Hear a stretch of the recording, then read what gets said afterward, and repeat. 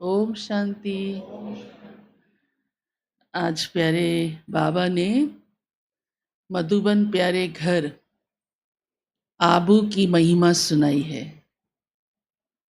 और बाबा का ये कहना है कि तुम बच्चे भी सबको ये सुनाओ कि आबू महान तीर्थ स्थान है,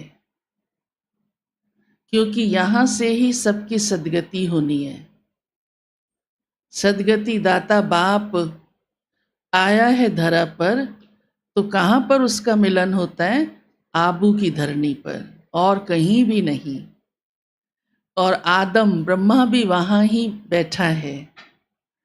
तो जहाँ सृष्टि का मालिक जो सबका सदगति दाता है, और फिर सृष्टि का रचयिता प्रजापिता आबू का पिता आबू अब्बू जिसको कहेंगे, और आदम ब्रह्मा वहाँ है, तो यही सबसे बड़ा तीर्थ है।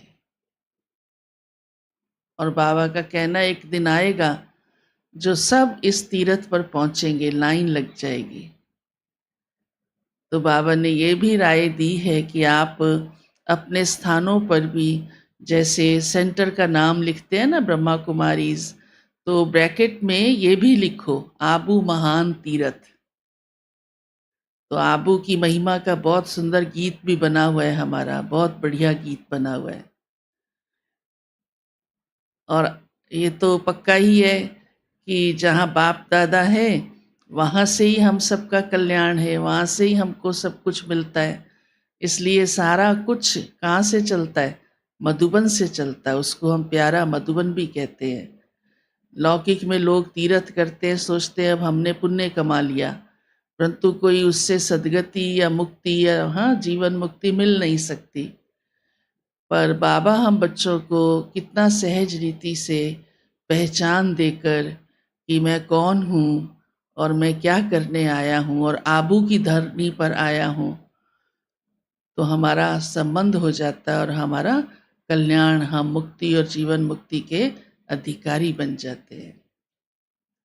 दूसरी बात बाबा ने कही है कि अब समय बहुत कम है, इसलिए अब घर चलने का समय है। तो तुम बच्चों को सभी बातों से बुद्धि को निकाल लेना है और अपने को आत्मा समझकर बाबा को याद करना। ये पुरुषार्थ जितना करते जाएंगे उतना आपका पाप, बाबा कहते पापों से मुक्त होते जाएंगे। ये तो बाबा ने हमें समझ दे दी कि पाप मुक्त होने का और कोई तरीका नहीं सिवाय बाबा की याद। और उसमें भी अपने को विशेष जितना आत्मिक स्थिति में होंगे तो याद होगी। अगर आत्मा ही नहीं समझा, देह अभिमान है, तो याद भी नहीं टिक सकती है। तो बाबा ने कहा देह अभिमान ना रहे तो उसके लिए ये पक्का करो हम आत्मा भाई भाई हैं। हर एक को उसी आत्मिक दृष्टि से देखो। भाई बहन का भी भान न रहे, माना शरीर पर ध्यान ही ना जाए, मैं बिंदी आत्मा हूं और दूसरा भी बिंदी आत्मा है। तो बाबा ने इसलिए उससे कनेक्टेड बात कही है कि हर एक की अवस्था अलग अलग है,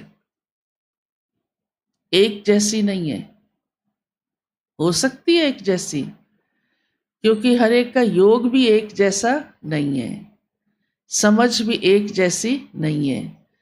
तो बाबा ने क्या उसकी आज बात कही है, शायद आप सबने पहले सुनी है या नहीं, बहुतों ने सुनी भी होगी कि जब बैठते हो तो अलग अलग होकर बैठो। ये बात बाबा बहुत कहा करते थे और बाबा उस रीति से बिठाते भी थे, दूरी बना के। तब तो थोड़े भाई बहन होते थे, कि कोई का अंग किसी दूसरे के साथ टच नहीं होना चाहिए। क्यों नहीं होना चाहिए? उससे भी बाबा ने कहा दूसरे की अवस्था का वाइब्रेशन आ जाता है।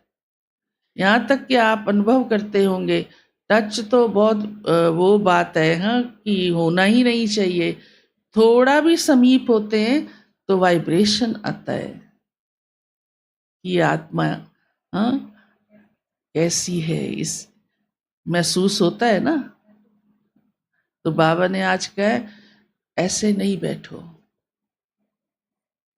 थोड़ा दूरी बना के बैठो। दूरी माना ये नहीं कि बहुत दूर बैठ जाओ तो दूसरा कोई बैठ ही ना सके, टच नहीं करे। अच्छा चलो थोड़ा यहाँ अधिक संख्या हो गई तो थोड़ी देर हो भी गए बहुत समीप समीप, लेकिन अपनी आदत बना लो जहाँ भी बैठते हो सारा दिन। लौकिक घरों में भी हम लोगों को तो बचपन से आदत थी, हम किसी के जाते थे रिश्तेदार के, उनके बेड पर नहीं बैठते थे। अभी तक ये आदत है, शुरू से वाइब्रेशन होते हैं उसके ना।